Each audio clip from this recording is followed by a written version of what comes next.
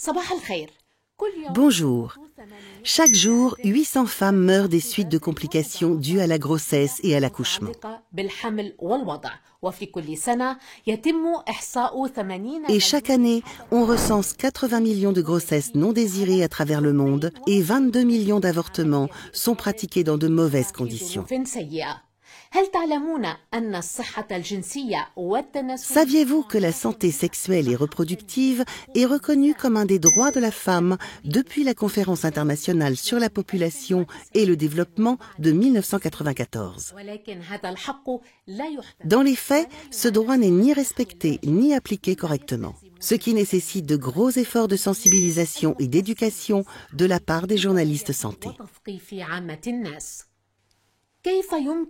Comment aborder ce sujet avec des termes simples, sans heurter les sensibilités et les valeurs des uns et des autres, et surtout sans condescendance? Eh bien, en employant un vocabulaire compréhensible, qui ne choque pas les croyances et les valeurs des populations. Voyons d'abord ce que recouvre la notion de santé sexuelle et reproductive, ou SSR.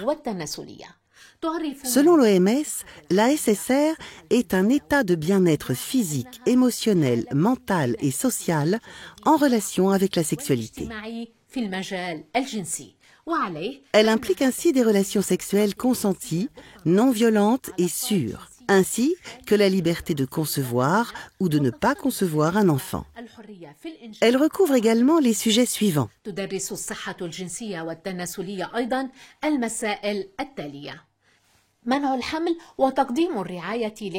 La contraception et la prise en charge des grossesses non désirées, l'accompagnement de la mère pour garantir sa sécurité durant la période postnatale, la prévention et le dépistage des maladies sexuellement transmissibles, la prévention et le dépistage du cancer du col de l'utérus, les violences sexuelles et le respect de l'intégrité corporelle, l'excision, la prise en charge des troubles sexuels et de genre. Et de manière générale, on entend par la santé sexuelle et reproductive la sensibilisation dans le but de se libérer des peurs, de la honte, de la culpabilisation, des idées reçues et de tout autre facteur psychologique. Il est important de souligner que des obstacles divers et variés à la SSR demeurent, qu'ils soient d'ordre religieux ou culturel, comme le poids du patriarcat sur le contrôle du corps des femmes, ou encore d'ordre matériel, comme l'accès au planning familial et aux méthodes de protection contre certaines maladies.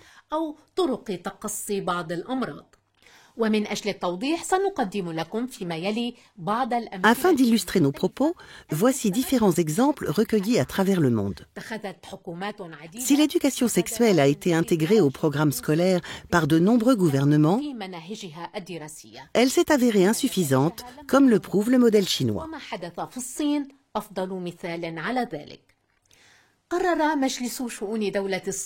En effet, le Conseil des affaires de l'État chinois, c'est-à-dire le gouvernement populaire central, a rendu obligatoire l'éducation sexuelle dans les écoles. Mais cela n'a pas été concluant, car les enseignants ont préféré insister sur la biologie et sur l'abstinence.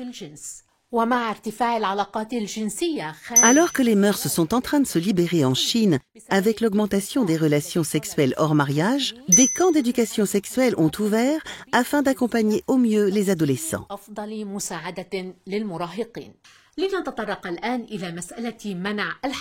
À présent, parlons contraception. En Afrique de l'Ouest et en Afrique centrale, seuls 14,7% des jeunes femmes âgées de 15 à 25 ans, mariées ou pas, utilisent au moins un moyen de contraception.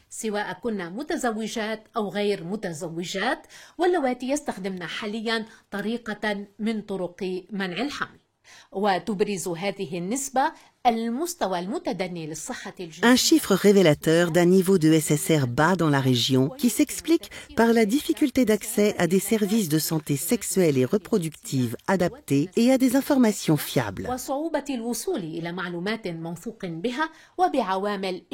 ainsi qu'à des facteurs socioculturels comme les tabous sexuels et les mariages précoces.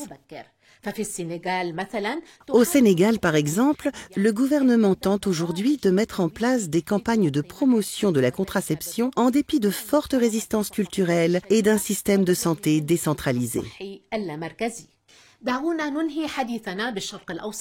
في الأردن تعد مسائل الصحة الجنسية والتناسلية لدى اللاجئات السوريات. Terminons notre tour d'horizon par le Moyen-Orient. En Jordanie, la santé reproductive et sexuelle des réfugiés syriennes est préoccupante, celles-ci étant souvent victimes de violences domestiques et ou sexuelles et subissant des grossesses non désirées. Il faut par conséquent les aider à se reconstruire physiquement et mentalement. C'est précisément le but des centres de santé réservés aux femmes qui proposent un traitement médical et un accompagnement psychologique à ces femmes meurtries.